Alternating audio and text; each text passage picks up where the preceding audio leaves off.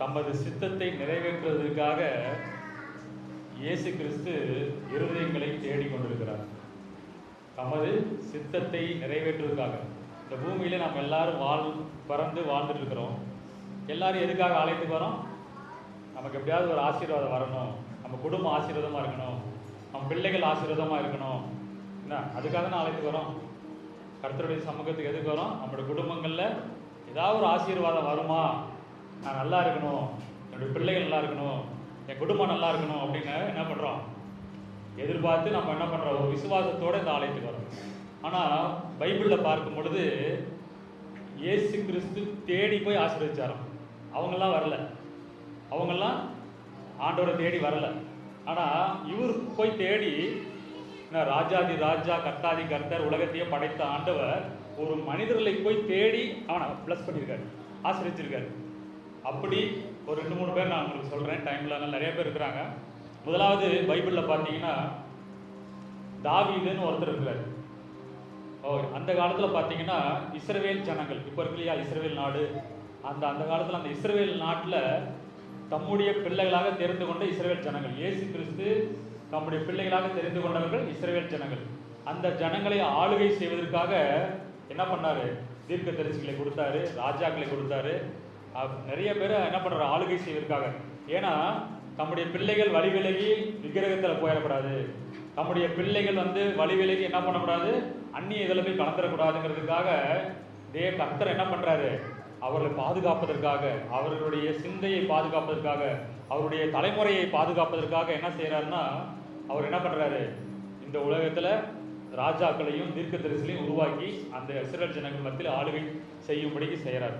அப்படி செய்யும் பொழுது சவுல் என்கிற ராஜாவை முதலாக கடவுள் என்ன பண்றாரு? இஸ்ரவேல் ஜனங்களை ஆளுகை செய்வதற்காக ஒரு ராஜா உருவாக்குறாரு. அதற்கு பிறகு அந்த சவுல் ராஜா ஒரு நாள் பாவம் செய்துட்டான்.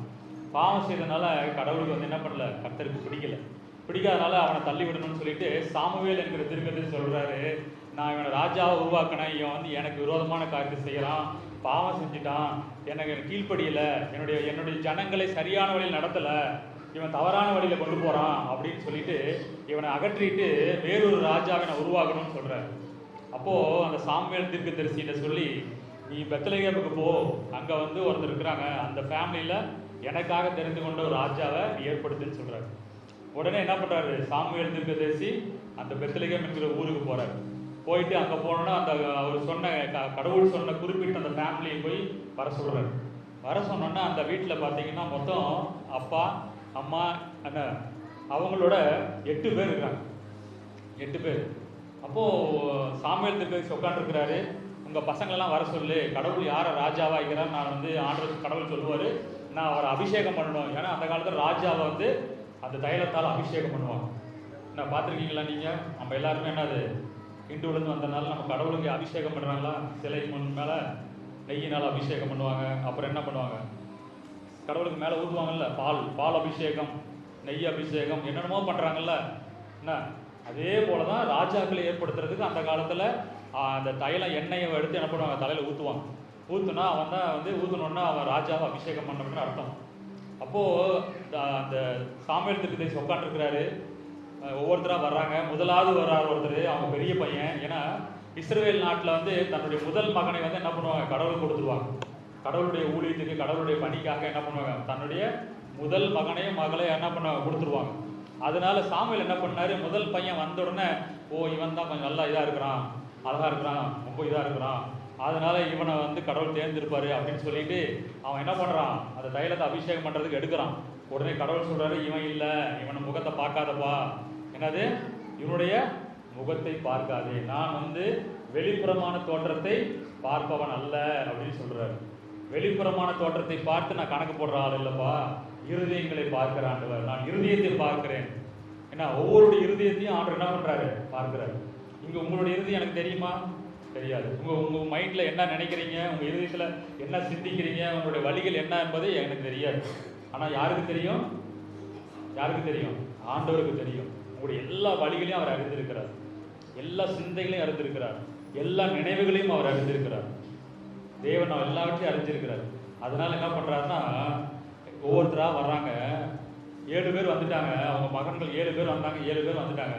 அப்போ அந்த சாமுவேல் சொல்றாரு, அந்த ஈசாயி அப்படிங்கிற அந்த தகப்பனை பார்த்து என்ன சொல்றாருன்னா, இன்னும் அவ்வளவுதான், அவங்க வீட்டில் அவ்வளவுதானா, இதுக்கு மேல யாருமே பசங்க இல்லையாங்கிறாங்க. ஆமா ஆமா, ஒருத்தர் இருக்கிறான். எங்க இருக்கிறான்? வனாந்திரத்துல ஆடு மேய்த்து கொண்டிருக்கிறான் அப்படின்னு சொல்றாங்க. என்ன பண்ணிட்டு இருக்கிறான்? கடைசியான ஒரு பையன் இருக்கிறான்ப்பா, அவன் 8வது பையன். அவன் எங்க இருக்கிறான்? ஆடு மேய்ச்சிட்டு இருக்கிறான் அப்படின்னு சொல்றாங்க. ஓ, அவனையும் கூட்டிட்டு வா அப்படின்னு சொல்றாரு. அப்போ அவனை கூட்டிட்டு வர்றதுக்கு போறாங்க. கூட்டிட்டு வந்துட்டாங்க. கூட்டிட்டு வந்தோடனே என்ன பண்ணுது, வர்றான். உள்ள வந்தோன்னு என்ன பண்றாரு, கடவுள் சொல்றாரு, இவன் தான், இவன் மேல உன்னுடைய அபிஷேகத்தை பண்ணு, தைலத்தை ஊத்துக்கிறார், இவன் தான் ராஜாங்கிறார். இது என்ன சொல்ல வரேன்னா, இந்த தாவீதுங்கிறவன் இளைஞனா இருந்தான். அவன் என்ன, அவங்க வீட்டில் 8வது ஆளு, 7 பேர் வீட்டில் இருந்தாங்க. 7 பேர் எங்க இருந்தாங்க? வீட்டில் இருந்தாங்க. இந்த 8வது ஆள் எங்க இருக்கிறாரு? அவன் எங்க பண்ணிட்டாங்க? அற்பமா எண்ணி இருக்கிறாங்க. 8வது ஆளு, நீ கடைக்குட்டி சும்மா தான் இருக்கிற, நீ வீட்டில் சும்மா பொழுது போக்கிட்டு இருக்கிற, போடா ஆடு மேய்ச்சிட்டு வாடா அப்படின்னு சொல்லி என்ன பண்றாங்க, அவனை அனுப்பிச்சிட்டாங்க. அவன் 8வது ஆள் அற்பமாய் எண்ணப்பட்டவன். எற்பமாய் குடும்பத்தில் வந்து என்ன பண்ணாங்க, ஒதுக்கி வைக்கிறவர்கள். குடும்பத்தில் அவனை அங்கீகரிக்கல. 7 பேரை குடும்பத்தில் அங்கீகரித்து வீட்டில் இருக்கிறான். 8வது ஆள் எங்க இருக்கிறான்? வனாந்தரத்தில் ஒரு காட்டில் போய் ஆடு மேய்ச்சிட்டு இருக்கிறான். ஆனால் அந்த தாவீதுங்கிறவன் வெறும் ஆடு மட்டும் மேய்க்கலைங்க. அந்த வனாந்தரத்தில் என்ன பண்ணான்? ஆடு மேய்ச்சி கொண்டே என்ன பண்ணான்? கடவுளை துதித்தான், கடவுளை மையப்படுத்தினான். தங்கிட்ட ஒரு கிட்டார் இருந்துச்சு. அந்த கிட்டாரில் என்ன பண்ணான்? ஒவ்வொரு நாளும் அந்த வனாந்தரத்தில் ஒரு பக்கம் ஆடு மேய்ச்சிட்டு இருக்கும், இன்னொரு பக்கம் அவன் மரத்தட்டில் உட்காந்து என்ன பண்ணுவான்? கிட்டாரில் இயேசுவை துதித்தான், இயேசுவை மையப்படுத்தி கொண்டிருந்தான். இயேசுவை மையப்படுத்தி கொண்டிருக்கிறது தான் மேலே இருந்து வானத்திலிருந்து கடவுள் என்ன பண்ணுறாரு, அவனுடைய இருதயத்தை பார்த்தார். இவன் தான்ப்பா எனக்கு ஏற்றுவன். இவங்கிட்ட ஒன்றுமே இல்லை, வெறும் ஆடு தான் மேய்க்கிறான். இவங்கிட்ட ஒன்றுமே இல்லை, எந்த ஒரு பணமோ பலமோ அவனுக்கிட்ட செல்வாக்கோ எதுவுமே இல்லை, ஆடு மேய்ச்சிட்டு இருக்கிறான். ஆனால் அவனுடைய இருதயம் எப்படி இருந்துச்சு? கர்த்தரை துதிக்கிற இருதயமா இருந்துச்சு, கர்த்தரை மகிமைப்படுத்துகிற இருதயமா இருந்துச்சு. அந்த மகிமைப்படுத்துகிற இருதயத்தை தான் கடவுள் பார்த்து அவனை ராஜாவை உயர்த்தினார். வசனம் சொல்லுது, நீங்க வீட்டில் போய் வாசிங்க, சங்கீதம் 78, 71 ஆடுகளில் பின்னே திரிந்த உன்னை நான் அரசனாக்கினேன். எப்படி? ஆடுகளில் பின்னே திரிந்த உன்னை கரவல் ஆடுகளில் பின்னே திரிந்த உன்னை ராஜாவாக்கணும்பா, அரசனாக்குனேன்னு சொல்றாரு. அப்போ இன்னைக்கு நீங்க உட்காந்துட்டு இருக்கிறீங்க, எல்லாரும் இருக்கிறோம். நீங்க உங்க வீட்டில் எப்படி இருக்கிறீங்க? உங்க சூழ்நிலை, சமையல் பண்ற இடத்துல, உங்க ஸ்கூல்ல, உங்க பள்ளிக்கூடத்துல, உங்களுடைய காலேஜில், நீங்க படிக்கிற இடத்துல என்ன எப்படி நம்மளுடைய வார்த்தைகள் இருக்குது, நம்ம எப்படி பேசுறோம், என்ன மாதிரி நடந்துக்கிறோம், மற்றவர்கிட்ட என்ன மாதிரி நம்மளுடைய குணங்கள் இருக்குது. தனிமையில் என்ன பண்றோம்? தனிமையா இருக்கும் பொழுது நம்ம ஆண்டவரை மையப்படுத்துறோமா? இயேசுவை துதிக்கிறோமா? இயேசுவை மையப்படுத்தணும், நம்மளோட வாயினால் அவரை மையப்படுத்தணும், துதிக்கணும். அவனோட கர்த்தர் என்ன பண்றாரு? உங்க முகத்தை பார்க்கல, இருதயத்தை பார்க்கறாரு. ஒருவேளை உங்க குடும்பத்துல எல்லாரும் உங்களை ஒதுக்கலாம், ஒருவேளை உங்க குடும்பத்துல உங்களை பார்த்து அற்பமா எண்ணலாம், நீங்க வசதி இல்லைங்கிறதுனால உங்களை ஒதுக்கி வைக்கலாம். எந்த ஒரு சூழ்நிலையாவது நீங்க என்ன பண்ணலாம்? தனிமையை நீங்க உணரலாம். தனிமையா இருக்கிறேன், எனக்கு யாரும் இல்லை, எனக்கு சப்போர்ட் பண்ண யாரும் இல்லை, எனக்கு துணை இல்லைன்னு நினைக்கலாம். அன்னைக்கு தாவீது எங்க இருந்தான்? 7 பேர் வீட்டில் இருந்தாங்க, பசங்க அண்ணனுங்களாம். ஒருத்தர் தான் எங்க இருக்கிறாரு? வனாந்தரத்தில் ஆடு மேய்ச்சிட்டு இருந்தான். அந்த வனாந்தரத்தில் ஆடு மேய்ச்சவனை என்ன பண்றாரு? பரலோகத்தில் இருக்கிற கடவுள் என்ன பண்றாரு? தேடி போனாரு. தேடி போய் அவனை எங்க வைக்கிறாரு? எங்க வைக்கிறாரு? ஆட்டு பின்னாடி தெரிஞ்சுட்டு இருந்த தாவீது எங்க வைக்கிறாரு? அரண்மனையில கொண்டு போய் ராஜாவாகினார். இன்னைக்கு நீங்க தனிமையில நீங்க இருப்பீங்கன்னா, ஒரு தனிமையா இருக்கிறேன் நான் வந்து எனக்கு புலம்பிக்கிட்டே இருக்கக்கூடாது. நான் தனியா இருக்கிறேன், எனக்கு எதுவுமே வரலன்னு புலம்பவே வராது. சில பேர் வாயில திறந்தாவே புலம்புவாங்க, சில பேர் வாயை திறந்தாவே எனக்கு எந்த ஆசீர்வாதம் இல்லைப்பா, எதுவுமே நடக்க மாட்டேங்குதுப்பா, கடவுளை தேடியும் பிரயோஜனம் இல்லைப்பா, இப்படியே புலம்பிட்டு இருப்பாங்க. என்ன, நம்ம அப்படி அந்த இதில் நிறுத்திடணும், இன்னையோடு நிறுத்திடணும். என்ன பண்ணோம்? ஆண்டவர், நான் வறுமையில் இருந்தாலும் சாப்பிடாம இருந்தாலும் எனக்கு ஒரு அடுத்த வேலை காசு இல்லைனாலும் கர்த்தரை மகிமைப்படுத்துவேன், ஆண்டவர் துதிப்பேன். பைபிள் ஒரு அழகான வசனம் இருக்குது, அத்திமரம் துளிர்விடாமல் போனாலும் என்ன, ஆட்டு மந்தையில என்ன ஆடுகள் இல்லாமல் போனால், தொழுவத்தில் மாடு இல்லாமல் போனாலும், எனக்கு எதுவுமே இல்லாமல் போனாலும் நான் என்ன பண்ணுவேன்? கர்த்தரை நான் மகிமைப்படுத்துவேன், சந்தோஷப்படுத்துவேன் அப்படின்னு சொல்லி ஒரு வசனம் இருக்கு. என்கிட்ட எதுவுமே இல்லைப்பா, என்கிட்ட காசு இல்லை, என்கிட்ட பணம் இல்லை, என்கிட்ட அடுத்த வேலை சாப்பாடு இல்லை, அடுத்த வேலைக்கு நான் எங்கிட்ட எவ்வளோ கடன் இருக்குது, பிரச்சனைகள் இருக்குது, போராட்டம் இருக்குது, நம்ம புலம்பிட்டு இல்லாமல் நீங்கள் தனியாக உட்காந்து ஆண்டவர் துதிச்சு பாருங்களேன், மகிமைப்படுத்தி பாருங்களேன். ஆண்டவர் இருதயத்தில் ஆண்டவரை மகிமைப்படுத்தணும், ஆண்டவரை சந்தோஷப்படுத்தணும். அப்படிப்பட்ட இருதயத்தை தான் ஆண்டவர் என்ன பண்ணுறாரு? தேடி வருகிறார். அன்னைக்கு தேடி போய் என்ன பண்ணுறாரு? அவன் எங்கேயோ ஒரு மூலையில் யாருமே அவனை கவனிக்கலை, அந்த உலகமே அவனை மறந்துருச்சு, யாருமே கவனிக்கல. ஆனா யார் கவனிச்சா? பரலோகத்தின் ஆண்டவர் கவனிச்சு என்ன பண்றாரு, கீழே போய் அவன் அரசனாக்கி அரண்மனையில் உட்காருக்கிறார். இன்றைக்கு கர்த்தர் உங்களை என்ன எதிர்பார்க்கிறார்? நீங்க என்னை துதிப்பீங்களா, மையப்படுத்துவீங்களா, என்னை எப்படிலாம் நினைக்கிறீங்க? ஆண்டவர் வந்து நன்மை செய்வார்ன்றதுக்காக துதிக்கூடாது. அவன் எதை அப்படிதான் துதிச்சானா? அப்படி துதிக்கல. தாவீது வந்து எனக்கு அப்படியே அரசனாக்குவார் அவன் அந்த கனவுல கூட நினைக்கல. நான் அரசனாவேன், ராஜாவாவேன்னு சொல்லி தாவீது கனவுல கூட நினைக்கல. அவன் பாட்டுக்கு துதிச்சான், அவன் பாட்டுக்கு ஆடு மேய்ச்சிட்டு இருந்தான், வீட்டுக்கு போவான், வருவான், மறுபடியும் ஆண்டு ஆடு நாள் துதிப்பான். அதே தான் நம்ம கூட எந்த ஒரு எதிர்பார்ப்பு இருக்கக்கூடாது. நான் ஆண்டவரை துதிச்சா எனக்கு ஆசீர்வாதம் வரும், நான் ஆண்டவரை துதிச்சா எனக்கு இந்த நன்மை வரும், நான் ஆண்டவரை துதிச்சா இதெல்லாம் ஆண்டவர் செய்வாருன்னு அப்படிப்பட்ட சிந்தையோடு நம்ம என்ன பண்ணக்கூடாது, ஆண்டவரை மையப்படுத்தக்கூடாது. ஏன்னா அவர் ராஜாதி ராஜாவாக இருக்கார். ஆண்டவர் நான் ஒன்றும் இல்லப்பா, நான் எதுவுமே இல்லை ஆண்டவரே, நீர் தான் எல்லாமே ஆண்டவர், நீங்க தான் இந்த உலகத்தை படைச்சீங்க அப்படின்னு சொல்லி ஆண்டவரை மையப்படுத்தணும். அப்படி நம்ம துதிக்க தான் ஆண்டவர் நமக்குள்ள என்ன பண்றாரு, நம்மளை தேடி வருவார். நம்மளை தேடி வந்து உங்களை ஆசீர்வதிப்பார்.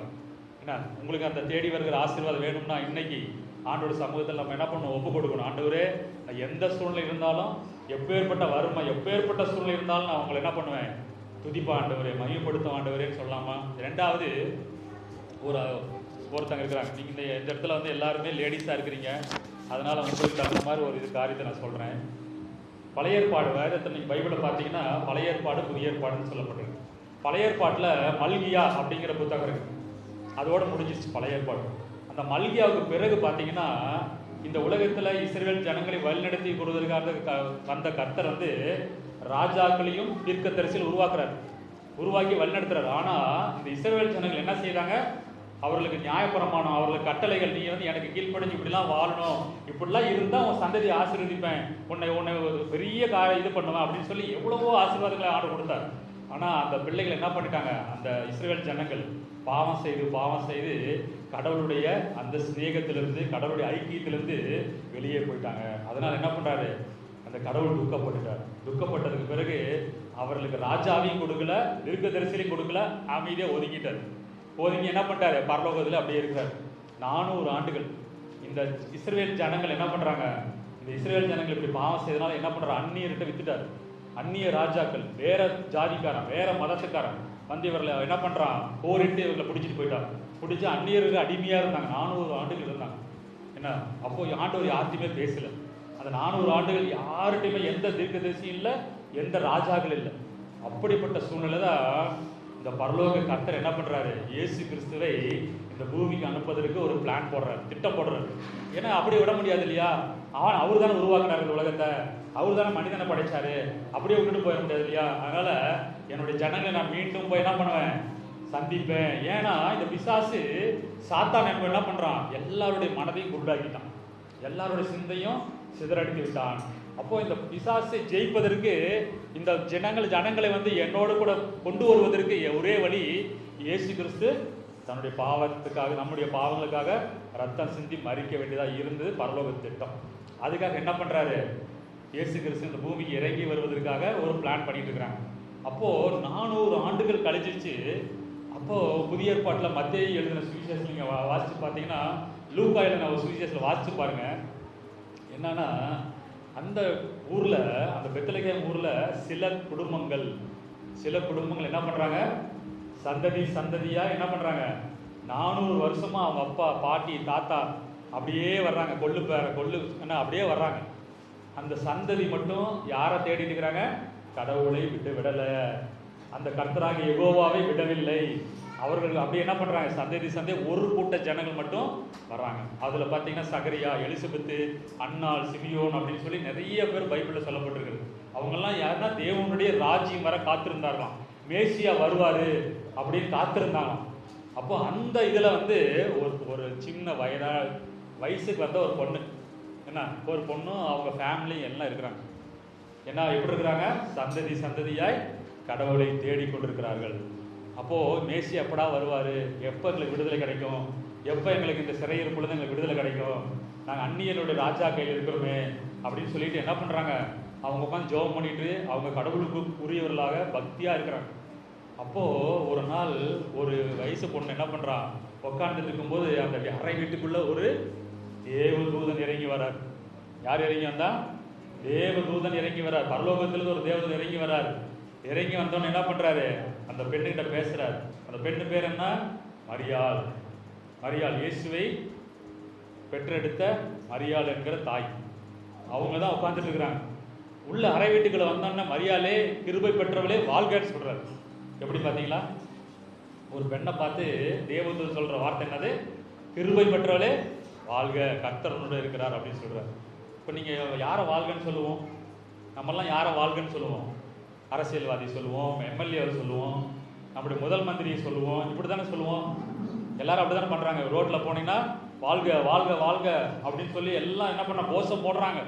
என்ன யாரை வாழ்னா லீடர்ஸை தான் வாழ்க வாழ்க நம்ம என்ன பண்றோம்? அரசியல் தலைவரில் வாழ்கங்கிறோம், எல்லாம் கோஷம் போடுறாங்க. ஆனா இங்க பரலோகமே இறங்கி வந்து ஒரு பெண்ணை பார்த்து வாழ்கன்னு சொல்லுது. பாத்தீங்களா? எவ்வளோ பெரிய ஒரு ஆசீர்வாதம் இல்லையா? வாழ்கன்னு சொல்லுது. அப்போ அந்த தேவதூதன் சொல்றாரு, இயேசு கிறிஸ்து ஒரு இடத்துல பிறக்கணும் அப்படின்னு சொல்லி தன்னுடைய பரலோக திட்டத்தை சொல்றாரு. அந்த மரியாள்கிட்ட சொல்றாங்க. அந்த மரியாள் வந்து கண்டிப்பேன் அவளுக்கு ஒரு மாப்பிள்ளையை ஃபிக்ஸ் பண்ணிட்டாங்க. யோசேப்புங்கிற மாப்பிள்ளையை ஃபிக்ஸ் பண்ணிட்டாங்க. கல்யாணம் நடக்க போகுது. அந்த சூழ்நிலையில அந்த தேவதூதன் சொல்றான், உன்னுடைய வயிற்றுல பரிசுத்த ஆவினால் உண்டாக ஒரு கர்ப்பமாக நீ குழந்தை பிறப்ப அப்படின்னு சொல்றாரு. அப்போ நான் என்ன சொல்றா, புருஷனை வந்து நான் இது வரைக்கும் நாங்கள் வந்து கல்யாணமே ஆகலைங்க, இதெல்லாம் எப்படிங்க ஆகணும்னா பரிசுத்த ஆகிறான்னு எல்லாம் டீட்டெயிலாக அந்த தேவதூதன் சொல்றாரு. சொல்லி முடிச்ச உடனே என்னப்பா உன் ஐடியா அப்படின்னு கேட்குறாரு தேவதூதன். என்ன சொல்லு அப்படிங்கிறாரு. மரியாள்ங்கிறது அந்த பெண், இளம் பெண் என்ன சொல்றா, உடனடியாக என்ன பண்ணலாம் இல்லைங்க, அந்த காலத்தில் இந்த காலத்திலேயே ஒரு பெண் என்ன ஆகுது, கல்யாணத்துக்கு முன்னாடி கர்ப்பமானா ஏதாவது ஏற்றுக்குவாங்களா? வீட்டில் ஏற்றுக்குவாங்களா? சமுதாயம் ஏற்றுக்குமா? யாருமே ஏற்றுக்க மாட்டாங்க. இன்னும் அந்த காலத்தில் கடுமையான சட்டங்கள், கல்லெறிந்து கொள்ளுவார்கள்.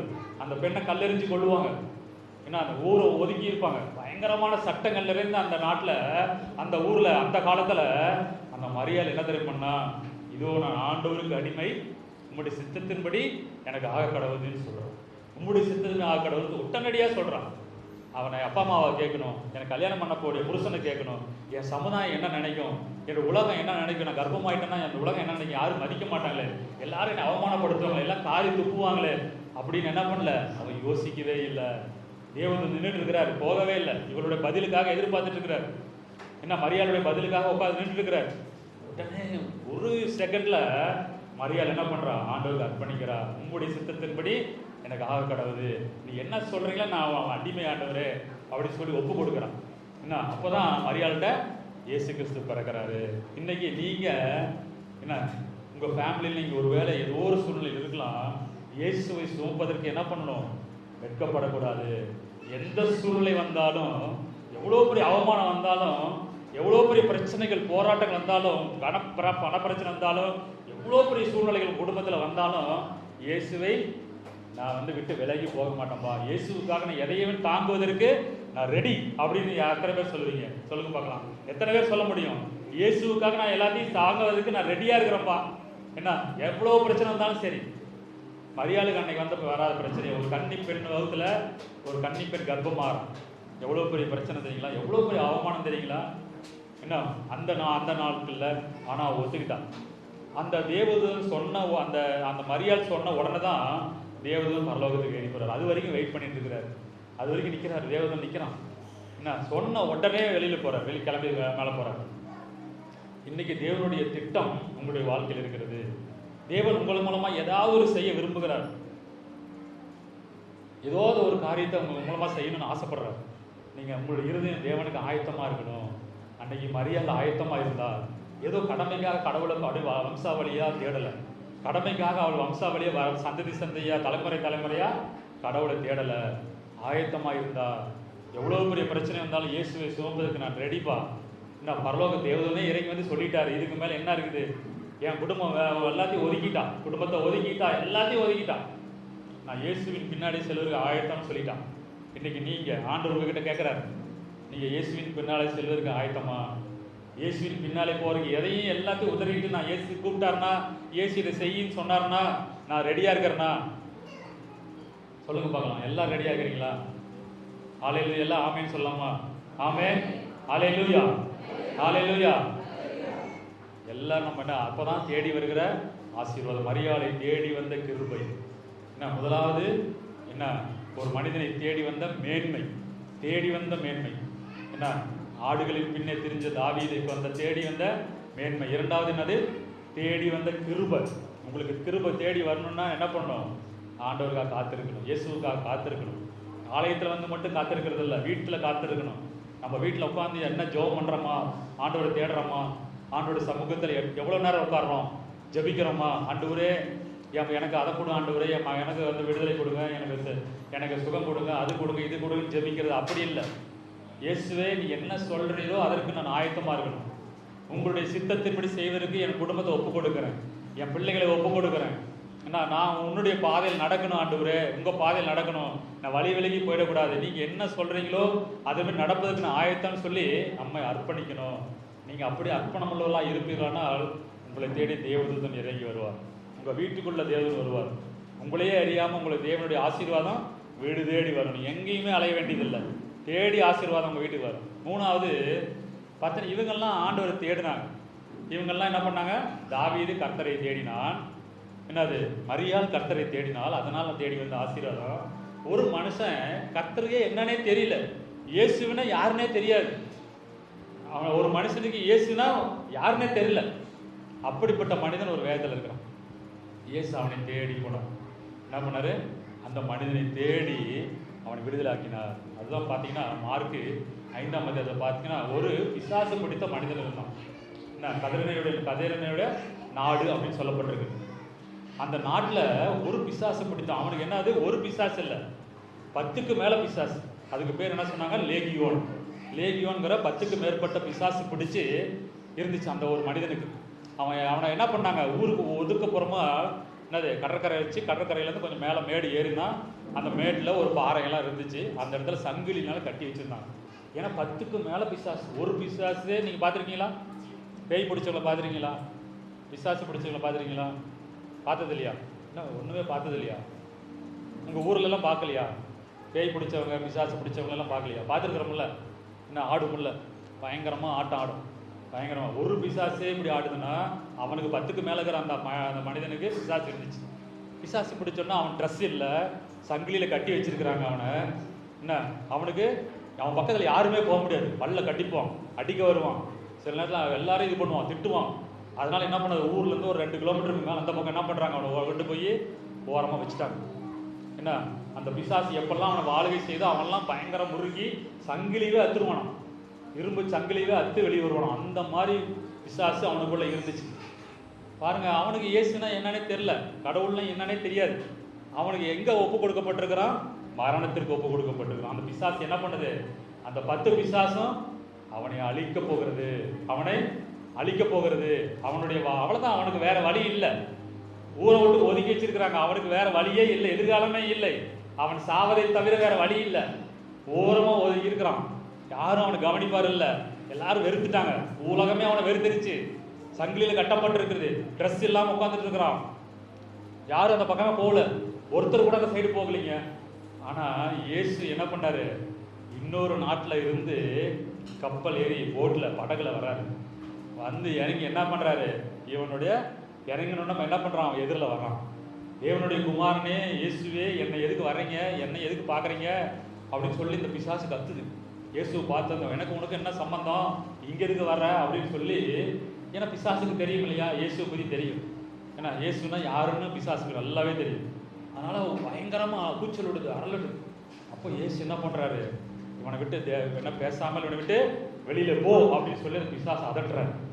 அதட்டணுன்னா அந்த பிசாசு என்ன பண்ணுது? போகலை, நான் வந்து எங்கேயும் போக முடியாது. அப்பாரு அந்த கடற்கரை ஓரத்தில் ஒரு 2000 பன்றி மேய்ஞ்சிட்டு இருக்குது. பன்றி மேய்ஞ்சிட்டு இருக்குது. ஏன்னா அதுக்கு உயிர் வேணும். அந்த பிசாசுகள் அடுத்த உயிரை தான் பிடிக்கும். என்னது? ஒரு உயிர்லேருந்து அடுத்த உயிருக்கு போகணும், வேற வெளியில் எங்கேயும் போகாது. அதனால அந்த பன்றி கூட்டத்தில் என்னை அனுப்புங்க அப்படின்னு சொல்லி கேட்குறாரு. போ அப்படின்ட்டார். போ, அந்த பன்றி கூட்டத்தை போகணும். அந்த பன்றி கூட்டத்தில் இந்த பிசாசுங்கெல்லாம் போய் அடித்த உடனே அந்த பண்ணியெல்லாம் என்ன பண்ணிச்சு? எல்லாம் கடலில் போய் விழுந்து செத்துருச்சுங்க. எல்லாம் விழுந்து செத்துருச்சு. அப்புறம் இவனை பார்த்தா என்ன ஆகிறான்? சுகமாயிட்டான். சுகமானோன்னு பாருங்கள், அவனுக்கு ஆண்டவர் வந்து ஒரு ட்ரெஸ்ஸை கொண்டு வந்துருப்பார். அவனுக்கு பாரு அங்கே ட்ரெஸ்ஸை போட்டு, அவனுக்கு ட்ரெஸ்ஸை துணி இல்லாமல் இருந்தான், துணியை கொடுத்து துணியை வச்சு உட்காந்துட்டாங்க. இந்த பன்னி மேய்ச்சிட்டு இருந்தாங்க பார்த்தீங்களா, 2000 பன்றிகளை மேய்த்து கொண்டிருந்தவர்கள் இதை பார்க்குறாங்க. என்னடா திடீர்னு பயங்கரமாக எல்லா பன்றியும் கடலில் விழுந்து செத்துருச்சு, அந்த பன்றியோட ஓனரெல்லாம் பார்க்குறாங்க. உடனே ஓடுறாங்க, ஊருக்குள்ளே ஓடுறாங்க. அந்த கதற நாட்டுக்குள்ளே போய், எப்பா அந்த பிசாசு பிடிச்சிருந்தான்ல, அந்த போய் தனியாக வனாந்தரத்தில் கட்டி போட்டிருந்தோம்ல சங்கிலியில், அவன் என்ன பண்ணிட்டு இருக்கிறான், இப்போ நல்லா இருக்கிறான்பா. அவங்ககிட்ட இருந்து ஏதோ போச்சாட்டுக்குது. அந்த போனது என்ன பண்ணுச்சு, அந்த பன்றியெல்லாம் கொண்டு போய் எங்கள் நம்ம பன்றியெல்லாம் செத்துருச்சு, வாங்க வாங்க வாங்கன்னு கூப்பிட. யாரோ வந்திருக்கிறாங்க, ஒரு 10 பேர் வந்திருக்கிறாங்க, படகுல வந்து இறங்கினாங்க. வந்தோடனே அவன் மாறிட்டான் அப்படின்னு சொல்லி அந்த ஊருக்காரங்கெல்லாம் திரும்பி எல்லாம் வர்றாங்க. என்ன நடந்துச்சு பார்க்கறதுக்காக வர்றாங்க. வந்து பார்த்தா அந்த பிசாசு பிடித்தவன் துணி போட்டு ட்ரெஸ் போட்டு அழகாக உட்காந்துட்டு இருக்கிறான், அமைதியாக உட்காந்துட்டு இருக்கிறான். என்னாச்சு, அவன் சுகமாயிட்டான். அந்த ஊருக்காரங்களாம் என்ன நினைச்சாங்க, பரவாயில்லப்பா, ஒரு நம்ம குடும்பத்தில் நம்ம ஊரில் இப்படி ஒரு பன்றி இதை பிசாசு பிடித்தவன் என்ன பண்ணிட்டான், நன்றாயிட்டான், பரவாயில்ல, இவர் ஏதோ அற்புத சுகம் பண்ணிட்டாரு, ஒரு பெரிய சக்தி உள்ள கடவுளாக இருப்பார் அடுக்குது, யாரோ சக்தி உள்ள மனிதராக இருப்பாடுது, வாங்க வாங்க எங்கள் ஊருக்கு வாங்க, எங்கள் ஊரில் வந்து என்ன பண்ணுங்க, இன்னும் நிறைய பேர் பிசாசு பிடிச்சிருக்காங்க, வியாதியில் இருக்கிறாங்க, சுகம் தாங்க அப்படின்னு சொன்னாங்களா? இல்லை. அந்த ஊருக்காரங்களாம் சேர்ந்து என்ன பண்ணாங்க, அவரே நீங்கள் இந்த ஊரை விட்டு போங்கன்னு வேண்டிக் கொண்டார்கள். அந்த ஊரை விட்டு போங்க, நீ கிளம்புங்கிறாங்க. பாருங்க, எங்கேயாவது இப்படி இருப்பாங்களா, மக்கள் இருப்பாங்களா? இன்னைக்கு இருக்கிறாங்க. இன்னைக்கும் இந்த இயேசுவை வெறுக்கிற கூட்டம் நிறைய இருக்குது. இயேசுவை ஏன்னா அவங்களாம் பாரம்பரியத்தில் மூழ்கி இருக்கிறாங்க, பாரம்பரியத்தில் கட்டப்பட்டிருக்கிறாங்க, பிசாசினால் கட்டப்பட்டிருக்கிறாங்க. அவங்களுக்கு இயேசுகிட்ட வருவதற்கு, அந்த ஒளியிடத்தில் வருவதற்கு அவங்களுக்கு இஷ்டம் இல்லை. அந்த ஒளியிடத்தில் வந்தால் பாவம் போயிடும், அந்த ஒளியிடத்தில் வந்தால் நம்மளுடைய பாவங்கள்லாம் போயிடும். அதனால என்ன பண்ணுறாங்க, தொடர்ந்து பாவம் செய்வதற்காக அவங்க அதை விட்டு வெளியில் வருவதில்லை, விருப்பம் இல்லை. அதனால தான் இயேசுவை வெறுக்கிறார்கள், இயேசு வேண்டான்னு சொல்கிறாங்க. அந்த குடும்பம், அந்த ஊர் மக்கள் எல்லாம் என்ன பண்ணுறாங்க, இயேசுவை நீங்கள் போங்க கிளம்புங்கன்ட்டாங்க. உடனே இயேசு என்ன பண்ணார், எதை சபிச்சாரா, எதை பண்ணாரா? ஒன்றுமே செய்யலை. உடனடியாக என்ன பண்ணார், கிளம்பி போட்டு ஏறி படகேறி அவர் ஊருக்கு போயிட்டார். பாருங்க, இதில் என்னன்னா, ஒரு மனிதனுக்காக என்ன பண்ணுறாரு, படகு ஏறி இன்னொரு நாட்டுக்கு போய் ஒருத்தனை சுகமாக்கிட்டு என்ன பண்ணுறாரு, மறுபடியும் கிளம்பி அவர் ஊருக்கு போயிட்டார். இதுலேருந்து நமக்கு என்ன புரியுது, என்ன தெரியுதுன்னா, அவன் என்ன பண்ணான்னா, மார்க்கு அந்த 5ஆம் அதிகாரத்தில் 22ஆம் வசனம் 38ஆம் வசனம், அவன் என்ன செஞ்சான்னா, மார்க் 5ஆம் அதிகாரத்தில்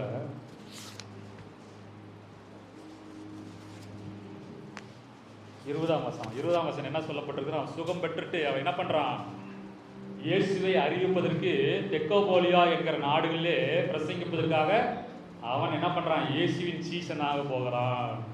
சுகம் பெற்றவன் என்ன பண்ணிட்டாங்க, அப்படி வீட்டுக்கு போயிட்டானா, நான் சுகமாயிட்டேன், நல்லாயிட்டேன், அவ்வளோதான், இனிமேல் என்னாச்சு, கடவுள் சுகம் கொடுத்துட்டாரு, பிசாசுல எனக்கு விடுதலை கொடுத்துட்டாரு, நான் வேலைக்கு போகிறேன், என்னுடைய பாரம்பரிய தொழிலுக்கு போகிறேன், ஆடு மேய்க்க போகிறேன், என்னுடைய என்ன வேலையோ அதுக்கு போகிறேன்னு போனானா, போகல. அவன் என்ன செஞ்சான், அந்த தெக்கோபோலியா அப்படிங்கிற ஒரு நாட்டிற்கு இயேசுவை பற்றி சொல்வதற்காக ஒரு சீடனா போகிறான். பாருங்க, இயேசு இந்த உலகத்துக்கு எதுக்கு வராருன்னா, அவருடைய சித்தத்தை நிறைவேற்றுகிறதற்கு யாராவது இருதயம் இருக்குதா அப்படின்னு பார்க்குறாரு. இந்த உலகத்தில் ஏதாவது இருதயம் இருக்குதா, எனக்கு ஏற்ற இருதயம் உள்ள ஜனங்கள் யார், எனக்கு ஏற்ற இருதயம் உள்ள ஜனங்கள் யாருன்னு தேடுறாரு. அன்னைக்கு அவன் இயேசு யாருமே தெரியல, ஆனால் அவனுக்கு வந்து சுகத்தை கொடுத்துட்டாரு. சுகம் கொடுத்தும் அப்படியே போய் அவன் வேலைக்கு போகல. அவன் மறுபடியும் என்ன பண்ணான், அவன் சுகம் பெற்றதுக்கு பிறகு இயேசுவை சுமந்து செல்றான். இயேசுவை சொல்லி அவன் ஒரு சீசனை உருவாக்குவதற்காக, ஒருத்தனை அவருடைய பணிக்காக தேர்வதற்காக கடல் கடந்து வந்து தேடி வந்து அவனை சுகமாக்கிட்டு போறாரு. இன்றைக்கு கூட அநேக பேர் ஏன் இறக்குறாங்க, அநேக பேர் ஏன் மறிக்கிறாங்க தெரியுங்களா? நிறைய பாதி வயசுல ஏன் சாகுறாங்க தெரியுமா? நிறைய பேர் ஏன் சாகுறாங்க, என்ன கிறிஸ்தவர் நிறைய சாகுறாங்க தெரியுமா உங்களுக்கு? ஏன் மரணம் வருது, ஏன் கடவுள் அந்த மரணத்தை அனுமதிக்கிறாரு? நம்ம ஜெபம் பண்ணுறோம். சிலருக்கு என்ன பண்ணுவார், மனம் திரும்பி அவங்க வந்து இயேசு கிறிஸ்துவை ஏற்றுக்கொண்டுட்டாங்கன்னா அவர் பார்ப்பார், கடவுள் பார்ப்பார், இவங்க மனம் திரும்பிட்டாங்க, ரட்சிக்கப்பட்டுட்டாங்க. ஆனால் இவங்களுக்குள்ள என்ன ஆகுது, சீசனாய் மாறுவதற்கு, இயேசுக்காக உழைப்பதற்கு இவரோட இருதயம் இல்லை அப்படின்னு தெரிஞ்சிச்சுன்னா எடுத்துடுவார், இறந்துடுவாங்க. ஆனால் பரலோகம் போயிடுவாங்க. சிலருக்கு என்ன பண்ணுவாங்க, ஆண்டவர் சுகம் கொடுக்குறாருன்னா இவனுக்கு சுகம் கொடுப்பதனால இவன் எனக்காக வாழ்வான், என்னை மகிமைப்படுத்த வாழ்வான் அப்படிங்கிறதுக்காக என்ன பண்ணுவார், அவனுக்கு ஜீவனை கொடுத்துருவார். நிறைய பார்த்துருக்கீங்களா? நிறைய பேருக்கு சுகம் வருது, உடல்நிலை சரியில்லை, சாக கிடக்குறாங்க, அவங்க போய் ஜெபம் பண்ண உடனே என்ன அது சுகமாகி வெளியே வந்துடுறாங்க, சுகமாயிடுறாங்க. ஆனால் அதுக்கு பின்னாடி அவங்க வாழ்க்கையை பாருங்கள், இயேசுக்காக ஓடுவாங்க, உழைப்பாங்க, செயல்படுவாங்க, எல்லாம் செய்வாங்க. ஆனா